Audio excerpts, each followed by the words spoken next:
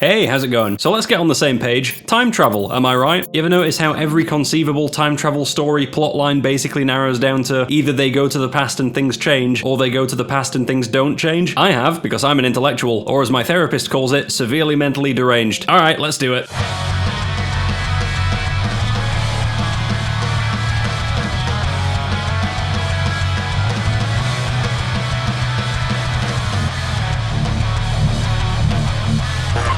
Zan, don't you think it's a little reductive to say there's basically only two types of time travel story? You're reductive, shut the fuck up. Okay, yeah, point taken. What I'm saying is, if time travel were actually a thing, reality would have to be one of two ways. Like, the universe would either be architected in one way or in another way. Closed loop or branching timeline. Personally, I think backwards time travel is something which is always going to remain in the domain of fiction because of how insane and complicated and paradoxical this shit gets almost immediately. Like, if I get in the goddamn time machine, go back and cut off one of Hitler's balls, does that mean all his kids are going to disappear?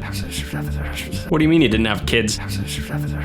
What do you mean he only had one ball? Wait, holy shit, did I do that? Do I have powers? Oh, no, that was an urban myth. God damn it. I guess my future self accidentally misclicks and goes back to 1839 and cuts the balls off. The f was even happening in 1839?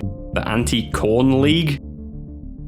Anyway, the first type of backwards time travel is branching timeline. This is the one where you somehow go backwards in time, which, by the way, we are totally glossing over how the fucking fuck you're actually meant to accomplish that, but whatever. So when you get in the magic wibbly-wobbly time machine and you go back and, let's say you bring the noisy cricket from Men in Black with you, and you go back to 19 whatever and turn your own prepubescent grandmother into a pile of limbs before your grandfather has a chance to put his greasy mitts on her, and then you wait, expecting something to happen, because if your grandmother never made your mother, or father, then they can't make you. So you shouldn't exist if your grandmother never had kids. So you sit there waiting for something to happen, and nothing happens, because the branching timeline version of time travel means each time you change anything, it makes a whole new version of reality where different events can happen. So a time machine that does this effectively is the same thing as a portal to another universe that's the same as our universe, except offset in the time dimension, such that using the time machine effectively puts you in our past, even if it isn't actually our past, it's just another universe whose present looks exactly the same as our past. I hope I'm making sense. Then there's the closed loop universe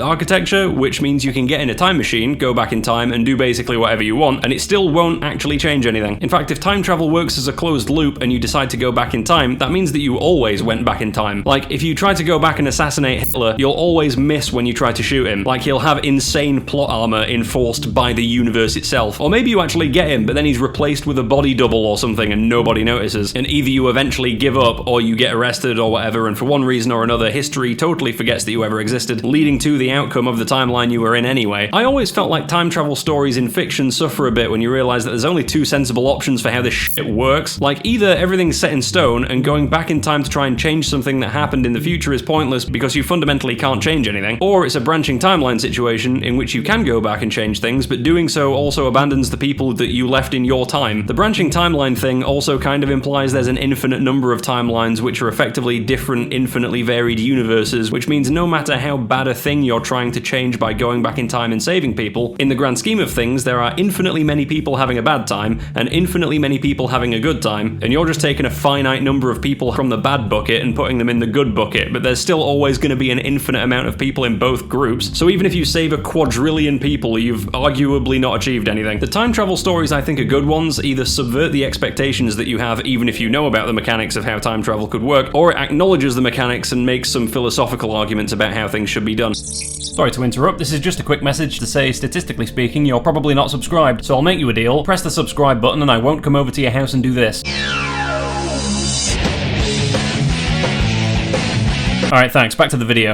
One of my favourite retro video games from my childhood is the second Jak and Daxter game. Spoiler warning, by the way, although this thing came out in the early 2000s, so if you were going to play it, I feel like you probably would have played it by now. So the Jak and Daxter games are set in this weird kind of non-standard fantasy universe where the characters are kind of elf-looking, but they're never really acknowledged to be elves, and there's a bunch of weird ancient magical technology all over the place. Whatever. In Jak 2, you start in an idyllic village where the main character, Jak, lives, and you end up getting thrown through this portal into this weird dystopian city, and the city's really cool. It's this weird weird mashup of like steampunk and cyberpunk. And in the story, the city was reportedly built by a legendary figure whose descendant was usurped by an authoritarian ruler who is a massive asshole and who tortures Jack, the main character, for a couple of years, so the player has a reason to go and fucking get that asshole. So Jack escapes from being tortured by the authoritarian asshole who rules the city, and he tries to survive in this city by joining a rebellion whose main mission is protecting a child who is apparently the rightful heir to the city. The twist is that Jack eventually finds what look like the ruins of his old home and realizes he's not in some random other reality or whatever, he's actually just in the future, which might seem obvious in the context of me explaining this because I'm already talking about time travel, but time travel isn't brought up in the story before this point, and since it's this fairly weird fantasy universe, a big technological city doesn't necessarily mean it's in the future. Like, as far as you know, he could have started in the future and this was the past. So I think it's a fairly decent plot twist. Anyway, Jack then meets someone that he knows from before he went through the portal, but they're younger now than they were when Jack knew them before he went through the portal, which is weird considering he's in the future, not the past. Then at the end of the story, it turns out that the kid that the Resistance is trying to protect is the younger version of Jack, young enough that he's not going to remember any of this. Jack was born in this city in the future, he gets protected by his older self, and then that younger version of himself goes back in time through a portal to grow into an adult in the safety of the past, and when he grows up, he then goes back through the portal to complete the cycle. It's also heavily implied in the third game that Jack also is the legendary figure who built the city in the first place, meaning that the three arguably main most important people in this entire world end up being the same person, which I think is a really cool use of a closed time loop. Like, presumably if they ever made a Jack 4, which they never did, but if they did, I guess it would be about Jack going back in time to a period before the city existed, but after the period where he grew up, and it would be about how the city came to exist. It's a really goddamn cool use of time travel for a game that was only basically meant to be a rip-off of GTA 3. And in terms of multiple timeline stories that work, I do like how Rick and Morty handles its portal gun.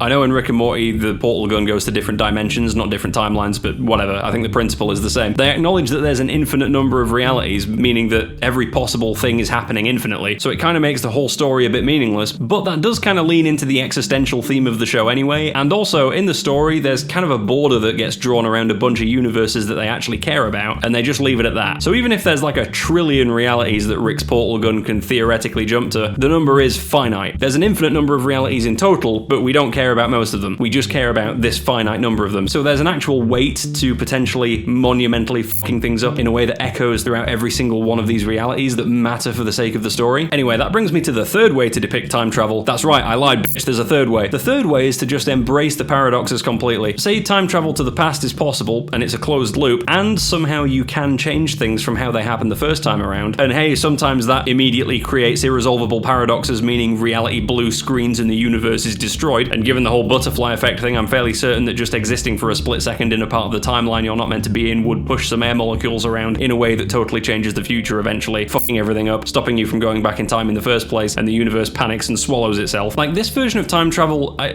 can't really describe why. I just think it would be too idiotic to be how things really work. Like, surely a paradox indicates something is fundamentally wrong with a scenario to the point where it just isn't possible. Not even physically, but logically. Like, this shit would just be too dumb to be how reality really works. Fair enough, there's plenty of dumb shit in nature, like I for one have to eat, drink, talk and breathe all out of the same hole. Like, Jesus man, can my urethra get any sleep? But seriously, if going back in time is both possible and doing so causes the universe to snap in half, then that kinda means you can just build a machine that sends a single atom back in time by 1 second and reality immediately collapses in on itself, which basically amounts to a big red button that destroys the universe. Now you could say, well, what if the scenario played out but the universe just kind of rolled with it, right? What if you had this closed loop scenario but where you could change things and the universe just rolled with whatever's happening and took on that new reality without exploding? At that point, I'd say that what you're describing is essentially just a branching timeline again. Like, if changes stick and everything's fine after you change the stuff, you're in a new timeline now, right? Fair enough, maybe the old timeline is inaccessible forever now, but the fact that new different shit is able to happen now that didn't happen in the first run of history makes this a different timeline as far as I'm aware. There's a lot of time travel stories that try to wangle it and take this third option though. I feel like they just try very hard to not address what would happen if you actually do make some paradox happen. They just kind of hope you don't think about it too hard, although I still basically think these are just branching timeline stories with sloppy logic behind how the time travel works. Like, these are the stories where they go back in time, they change something, they return to the original time, and then things start gradually fading in or out based on what was changed as timelines rearrange themselves or whatever, which to me raises the question, why would a timeline take time to straighten itself out? Timelines timelines don't take time, they are time. Also, I feel like if a timeline actually changed, wouldn't something just suddenly pop out of existence? And the brains of all the people involved in the story are also part of the physical universe, so I'm pretty sure you wouldn't remember anything having been different from the way it ends up being. But no, people usually remember all the timeline shenanigans happening. And usually movies or whatever that use this premise have things slowly fade in or out of existence, which is also agonizing to try and justify conceptually, particularly when someone's past self gets killed by a time traveler or whatever, and instead of a person just popping out of existence or fading out uniformly, they fade out from left to right or right to left or whatever, like they just got Thanos snapped. Like, what? Time as a dimension is temporal, not spatial. Why would something preferentially fade out in one particular spatial direction? I know a guy in the editing room is just trying to make a boring visual look slightly less low budget, but have you any idea the amount of shit that implies? Why would time have a direction in 3D space? What fucking sense does that make? Now that brings us to the question, which is how does reality actually work? Very deep. Except not really. I'm pretty sure the concept of building a machine to go back in time is roughly the modern day equivalent of thinking that if you had a big enough ladder you could peep through the pinpricks in the sky and watch God taking a bath or whatever. Again, I'm vibesing this, but I feel like time travel just probably isn't a thing. Like, if it is, where are all the time travelers? Why hasn't my great-grandson come back in time to kill me yet? What, am I not important enough for you? I'm hoping it means that time travel is impossible and it's not some kind of implication that I'm never gonna get laid again. Anyway, I don't know, maybe in the distant future some civilization will find a way to make temporal wormholes or something, and maybe both ends of it only connect to 2 points where the wormholes already exist, which could maybe explain why we don't see time travelers coming back to now or something. I don't know, maybe. But given how much of a mess this whole time travel thing ends up being, I'm compelled to say I'm pretty sure backwards time travel is not a thing, unless I see some pretty hard evidence indicating otherwise. Regardless, good time travel stories are actually not a bad analogue for an actual real-world philosophical question, which is, in what sense does time actually exist? Maybe reality just is the present moment. Like, does only the present really exist? Are the past and the future things that don't really exist in a meaningful way until they become the present? Or alternatively, is reality a four-dimensional block that exists everywhere and every when simultaneously, and we just only perceive the present because the way our minds work only allows us to comprehend an infinitely thin slice of time at any given moment? Like, time's a really fucking weird concept when you really think about it, and in both cases, why the fuck does time move? Why move at all, and why only in one direction? And if it doesn't move and it's only our perception that it's moving forward, why to that also? But that brings me to the fourth type. That's right, I lied again, bitch. There's a fourth one, which is forward time travel, which obviously exists. If I sit in a cardboard box for a year, I'll get out a year in the future. But that time travel is like 1 second per second, and those are rookie numbers. We gotta pump those numbers up. If you move really close to the speed of light, or you go really close to a huge source of gravity, you can genuinely travel into the deep abyssal darkness of the far future, which doesn't create any paradoxes, and is pretty cool if you're an introvert. Just, you know, good luck figuring out how to do that. Anyway, as always, thanks to my elite level supporters, Thunderbolt22A10, who went back in time and gave Hitler his missing testicle back, Nomad Greg, who traveled to tomorrow and killed the future version of himself that was going to go back in time and kill his past self, Andrew Mole, who faded into existence in my kitchen wearing a fake mustache and refused to elaborate, John Bejarano, who can travel to any time in history but he can only do it after entering a public lavatory and screaming his ABCs, JDK, who left to go back in time and kill me before I come up with the concept of this video.